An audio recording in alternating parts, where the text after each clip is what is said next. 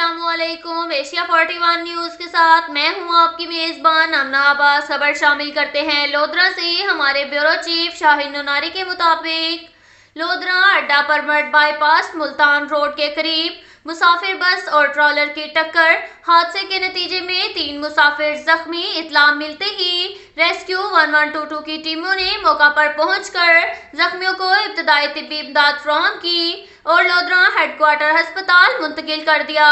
یہ واقعہ شدید دھند کے باعث پیش آیا۔ اس کے ساتھ ساتھ ایک اور خبر شامل کرتے ہیں لودھرا سے۔ ہمارے بیورو چیف شاہین نوناری کے مطابق لودھرا پل بہشتی نہر پر تیز رفتار موٹر سائیکل بس میں جا لگی، جس سے موٹر سائیکل بس کے ٹائر کے نیچے آ گئی۔ جمپ لگنے سے لڑکا روڈ کی سائیڈ پر جا گرا اور بے ہوش ہو گیا، جسے 1122 کی ٹیم نے ابتدائی طبی امداد دینے کے بعد مخدوم عالی ہسپتال منتقل کر دیا۔ اب تک کے لیے اتنا ہی کافی ہے۔ ملتے ہیں اگلے بلیٹن میں، ہمارے ساتھ رہیے گا۔ اللہ حافظ۔